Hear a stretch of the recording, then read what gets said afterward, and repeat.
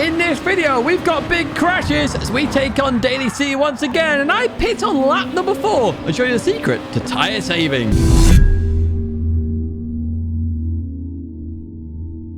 Hello everyone and welcome back to a Gran Turismo video. We're back with Daily Race C, and there's a very good reason for this. If you haven't noticed by the thumbnail and the title, I've discovered a little secret and it will hopefully help you out. So if you do enjoy this video, as always, do give it a like and do subscribe to the channel. Stay in touch with all the latest content. But we're going to kick off this race from the back of the grid because this is where I normally start, to be honest with you. And we're going to see how far up the grid we can go. Now, this is a difficult race for one reason and one reason only. The tires, they like to cook themselves. So we somehow have to work out how to not cook them. And I've discovered a way to do that. Yes, I have indeed. But we'll be getting onto that a little bit later. First up, I do want to make myself up this grid a teeny tiny bit, and that's what we're first going to do against the Portuguese driver up ahead, Batista. Must be Batista, the WWE wrestler, or was, now in God in the Galaxy, I think. Anyway, we continue towards Tidgney 2 here, and as we go through here, we're looking to try and get the run on the Portuguese driver, which we do indeed. So we go towards that right-hand side then, as we head towards the hairpin, side by side, in we go. Really sending it round the outside, trying to maintain that speed. And there we have it up to P15. We're not last anymore! Hurrah! And we've got Reggie Tam up ahead. Now we'll see what we can do versus this NSX driver. I say this NSX driver, nearly the entire field is Honda NSXs because this car is so dominant in this Group 2 class. I do think they need to review the classing system a little bit, especially for Group 2 and Group 1. Anyway, into the chicane we go. We're looking for to get a good run on the exit here. And you can see that we do get a better run than the drivers ahead. But I really want that slipstream. And unfortunately, everybody goes left rather than right. And that's going to cost me a huge amount of time as we pull back into the line. I say time because I want to get past people. And the further back you are, the more time you're going to lose. Anyway, through turn 1 we go there. Big old train here of, I don't know how many cars, 7. And what we're going to do is actually look behind from Reggie Time situations. That's me racing there with the Portuguese driver behind me. And I love this camera, I really do. I really wish they'd put this more into their own replay cameras. Just having that reverse camera, looking at the cars, chasing round the S's here at Suzuka. Just looks nice, it really does. Right, we're going to jump back on board now because the Portuguese driver there has had an issue. Just going a bit slow there out the left hand. And as we go into Tidgney 1, Reggie goes around the outside. That's pretty good going. And there's a slight tap there on the Portuguese driver. Not sure why they're going so slow there. I suspect dirty tyres maybe, but I don't know for sure as we go on up into P14. Now, some of you may be going, Tidge, isn't that a push to pass? I wouldn't consider it a push to pass when they're going that slow, to be honest with you. But hey, you have your comments and your opinions. Let me know in the comments. So we jumped up on BNDR here, who unfortunately gets a big old spin going there as there was somebody just on their right-hand side there. And that was a pit maneuver as we continue on with my own race now as we attack Reggie once again. Somebody else going very slow on the exit there. So we gain another position here. Getting lots of positions on this particular lap as we go on the inside of Reggie. And you can see a big difference here, one big difference, and that is the fact that I'm revving this car a little bit more. So I managed to get alongside Reggie before turn 1. And there we have it, up into P11. We've still got Digit in the distance there. And what we're going to do is actually have a look at why that other car was going very slowly here. So we're on board Drox then, the Belgian driver. Through the chicane, there he goes. Goes to the left, slight push from the back. Puts them in the gravel, and they're going to go very slow as they come back on there. So that was really unlucky. Nobody waiting for them, though, which is a bit disappointing because we do want to see good sportsmanship. Maybe they had a penalty. I have no idea, but even so, I would still like to see them waiting, as we saw in the weekly race guide this week where people waited after an incident. It's always good to do that. Just shows you're sorry for the incident, and as the driver behind, you are responsible for not hitting them. Unfortunately there, the Croatian driver's gone off. That's not Digit though. That's I am Nico. I'm not going to try and pronounce that surname as we continue into Tidgney 1. We're in P10 now and a whole load of cars up ahead there that we can try and overtake. Digit there just gets caught out by the old Constantina effect and we get another position.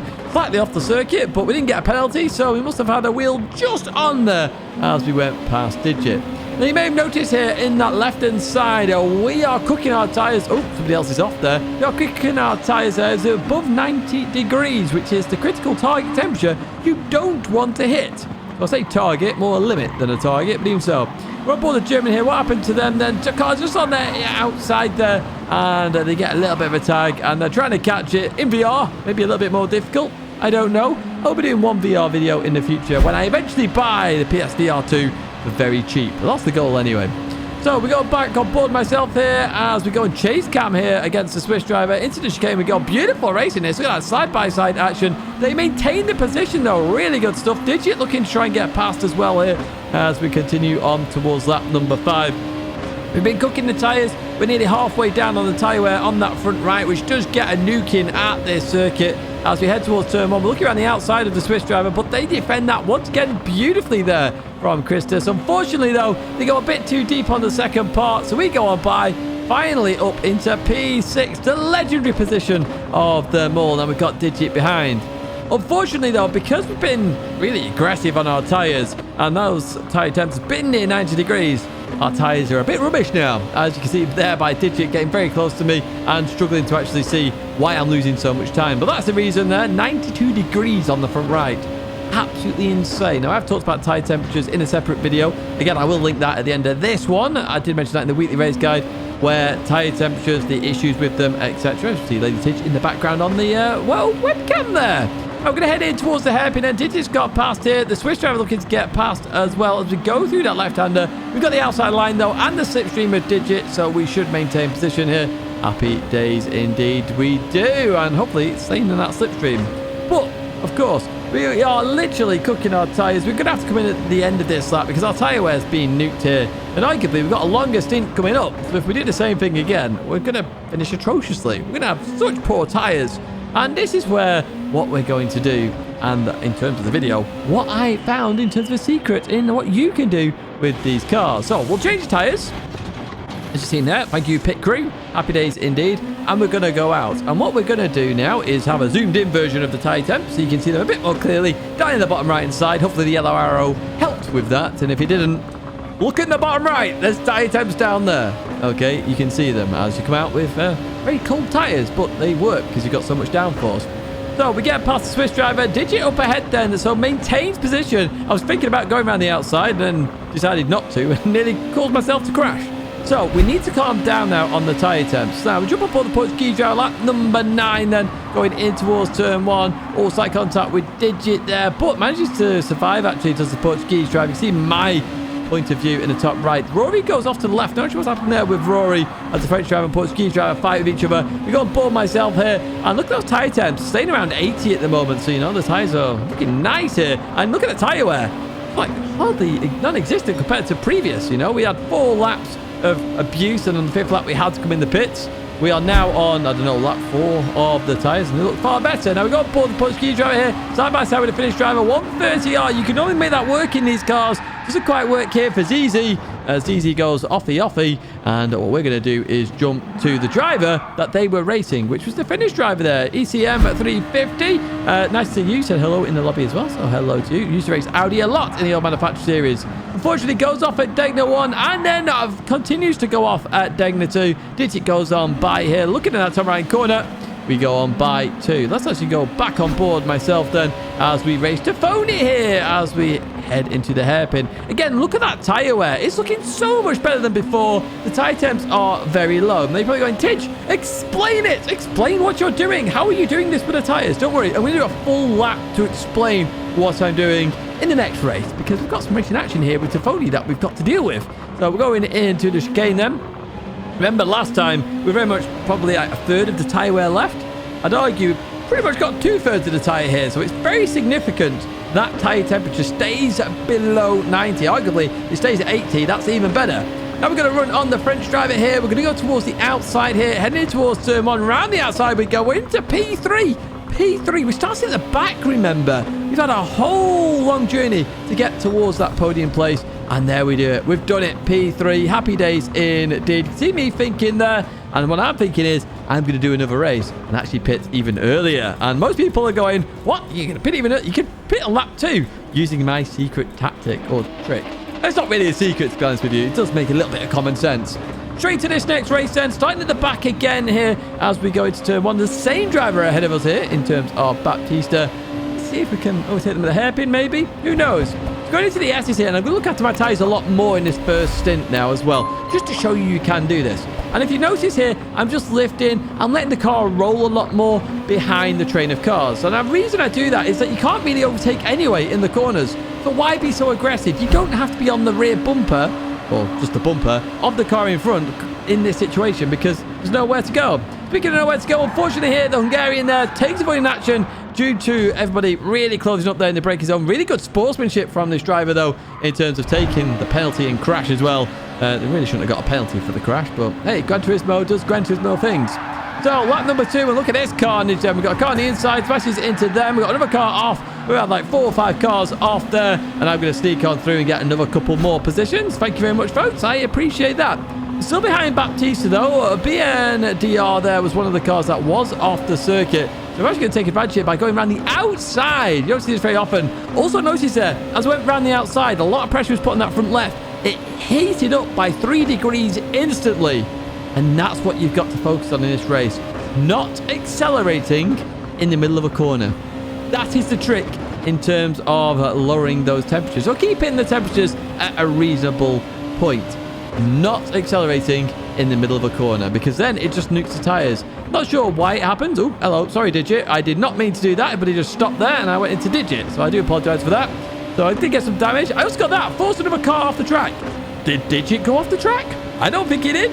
Everybody else saw that he didn't. But no, the game, Gran Turismo, doing Gran Turismo things. Days Digit went off the circuit. I mean, I'll hold my hands up. I did touch him, but I let him go and he didn't lose any positions whatsoever. But apparently he was forced off the circuit. Maybe there's a ghost car and I didn't see it. I have no idea. Anyway, we're going to take this penalty, which does mean we're going to drop all the way back here. So there's 1 position loss. We're going to have the other guys coming through here. There's another one. There's another one. But basically, last one. P15, basically last. So I decided to absolutely put my foot down now. And notice the tire temperatures now. 90 degrees. Instantly 90 degrees because I was pushing. Obviously, get towards the end of the lap. We did do a faster slap. We're obviously on lap number 3 there. So it's not quite as quick as you can go in this combo. We're into turn 1 though, and we got Boo Boo, who makes a boo boo by pushing Digit off there. Now you really do wait in this situation, or should wait. You do get a 5-second penalty, but I'm pretty sure Digit lost more than 5 seconds. So yeah, it's one of those where I would wait personally. You've ruined somebody else's race. You arguably should ruin your own race, but 5 seconds does help in that situation. I will say that much.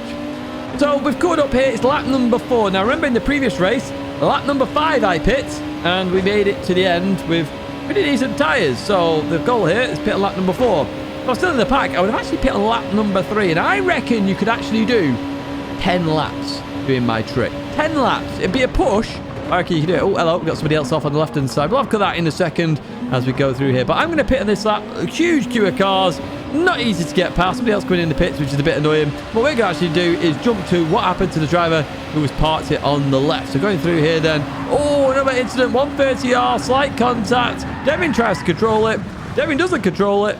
Devin loses it. And Devin quits the race as well. There we go. As we see the 100 board taken to the circuit as well. So we're back out the pits now on fresh tyres. I did want to get past the Belgian driver up ahead very quickly. I didn't mean to do that though. It's the second time I've done that in this race. I do apologise. I did say sorry after the race as well. And I'm also going to bump draft them on this section just to make sure that I don't go for the overtake, because that wouldn't be fair in my opinion. I should wait until the next straight and then we're back to being even in that situation. So notice that I'm lifting there. I don't even go for the bump draft just to let them, you know, I don't want to fight it. At this point, it's not fair to do that. Now we're getting towards this point. Now I would feel it is fair as we continue on through here. Now the reason I hit them is because I was taking the corner very different to most people. I really was. I'm not sure why, but I'm very aggressive into that. Lights go very late to allow the rear to rotate to get round. Even so, we're going to go for the overtake now on Drox and through on 30R. That's how you do it cleanly, by leaving a bit more space on the inside. So, and Drox as well, fair play to you there. You gave me plenty of space as we go into the chicane. And we are now up a position. I'm not exactly sure which position that is, because we've still got a lot of people to pit yet as we get towards the end of lap 5. We're starting lap number 6 now, and we're going to advance to lap number 7. Because a lot of people pit on lap number 6. You can see everybody we've jumped there. We've jumped a huge amount of people. What we're going to do now is go into a lap. So notice there, I was just trail braking throughout that corner. And the lap guide I did for this race, I said, trail brake, don't go 100%. And this is the reason. Look at this. Now, I'm not going to brake. I'm just going to let the car roll. I don't really want to accelerate mid-corner. Notice that I'm just rolling, waiting and delaying that throttle a bit longer than normal. Rolling, rolling, rolling. and then I start to accelerate. The reason for that, the second you start accelerating through a corner, the fronts heat up like crazy. The downforce is pushing the car down, and they just heat up. They really do. So I'm just letting the car roll. Notice there, a little bit more rolling. Second gear, dropping, let the car roll.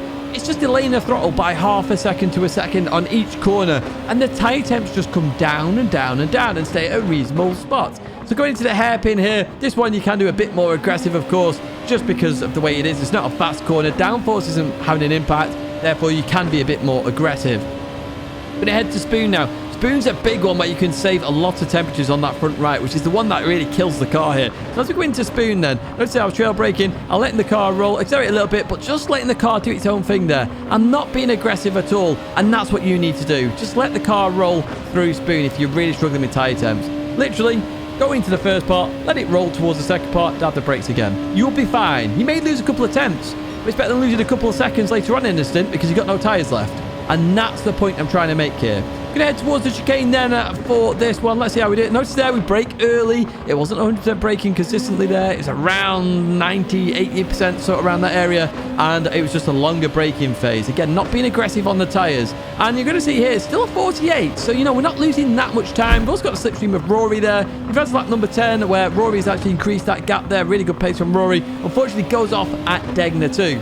Now, I've been looking after my tyres this entire time. Now, look at them. We pitted lap 4 and we've got over half left. Over half on lap number 4. That's why I say, I reckon you can pit on lap number 2 and still make it to the end as long as you do this trick.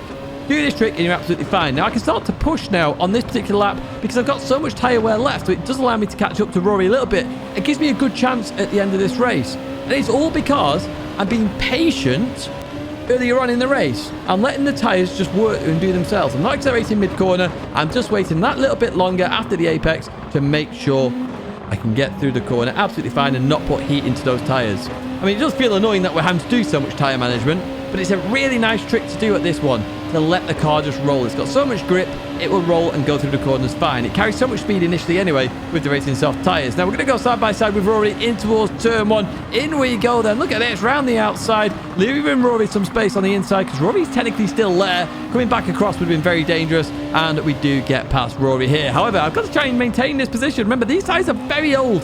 So the second I start cooking these tyres, because I'm trying to push on now on this final lap, Rory's going to come back at me very, very, very quickly. Remember, I pitted lap number 4. Lap number 4 on lap 11, and we still have plenty of tyres left. And that's a critical part. Notice that I pushed a little bit, and it's gone straight to 90 degrees because I was accelerating mid-corner on the left. Starting to accelerating, be really aggressive. The tyre temps just heat up like mad. They really do. The soft tyres heat up. The downforce is there as well. Both tyres now are on 90 degrees. So just calm down a little bit because we're on the straight now as we get towards the final corner. Rory's coming at me here then. Let's see what we can do. Can we defend this from Rory? As we head towards the chicane then, hard on the brakes. In we go. And Rory's just gone a tiny bit deep here, but notice how much space we're giving each other. This is what you do to have good racing. You don't have to race millimeters apart. No, just a couple of centimeters is fine. You still have some good racing, as you saw there. Brilliant finish to the race. Brilliant racing there with Rory and everybody else, to be honest with you. And yeah, that's how you do that little trick. Don't be aggressive on the throttle. Let the car roll and do its own thing. Now, I literally purposely left that lap in there so you could see that. I was very much cautious. You know, I was also doing 100% braking. I was letting the car roll through Spoon, for example. Just let it roll and the tyres don't heat up. Delaying the throttle a bit later, half a second or so, and yes, you lose a tiny bit of time, but you gain it back at the end of a stint, so you don't actually lose the time at all. Just keep that in mind when you are doing this race. That is how you do the trick with the tyre temps and trying to save those tyres a little bit more. Hopefully this has helped to you. If you have enjoyed this video, as always, do give it a like and do subscribe to the channel. 2 videos there to check out, including the tyre temp video and the weekly race guide. Check out the partners down below, and I hope to see you in another video or live stream again very soon.